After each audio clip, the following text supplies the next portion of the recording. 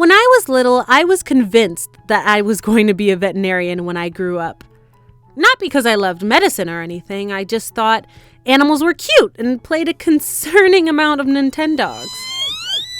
To me, being a vet was going to be a movie-esque experience. I'd get a call from someone looking for a hero, and I would ride my horse into the sunset to find an injured cat, nay, a tiger, laying alongside the road. Armed only with my magic healing abilities and the power of friendship, I would save that tiger and have a friend for life. Then everyone would cheer as I set off on my next adventure. I never really questioned this idea either. I watched a lot of National Geographic, and the vets on TV only showed the glamorous side of their jobs. They'd travel, see animals in the wild, and some would even help save endangered species. And as far as I was concerned, that was going to be me one day. Unfortunately, all of these dreams got shattered for me in one single instant. It was just before my freshman year of high school, and I had gotten accepted into a pre-college program that helped budding young veterinarians, like myself, figure out if they had what it takes to enter the challenging medical field.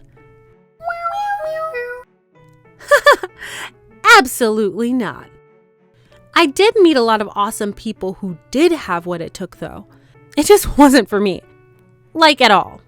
The program took place at a university, which hosted lots of fun workshops related to medicine. But none of the activities appealed to me. The dissections were gross and kind of sad. The lectures were boring, and as time passed, the thought of going to vet school started to seem really, really daunting. I was super bummed because, where was the fun part? I was supposed to be befriending wildlife and taking care of puppies. This was not what I signed up for. Towards the end of the camp, I was having a bit of a crisis as cracks were slowly forming in the future I'd pictured for myself. But the program had one last trick up its sleeve to ruin my dream forever. One morning, they woke us up early and took us to a farm on the university's campus. I was already wary because the instructor told us that this workshop was going to be the most fun yet. And we had already established that my idea of fun and their idea of fun were two totally different things. We ended up at a pen full of cows, and an assistant pulled one particularly rotund one from the herd. Everyone was oohing and eyeing as the cow got closer, but I couldn't help but notice some suspicious-looking supplies the instructor had laid out. Long gloves, masks, and what appeared to be a giant container of Vaseline? What exactly was going on here? The counselor then told us that the cow was pregnant and we were all going to get the honor of feeling the calf.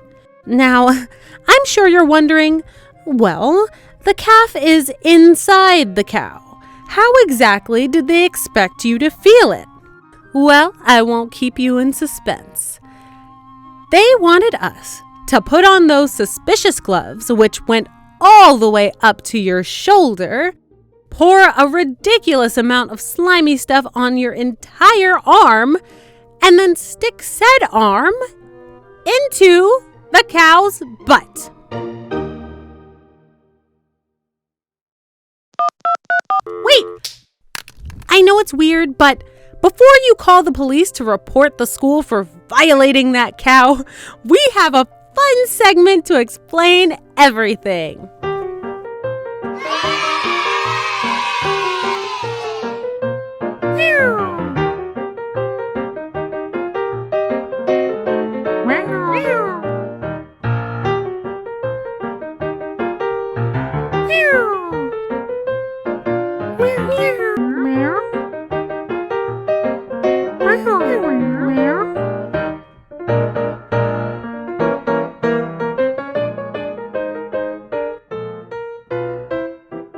And so I had to stick my arm in that cow's butt. The cow was pooping the entire time, which made the process significantly worse.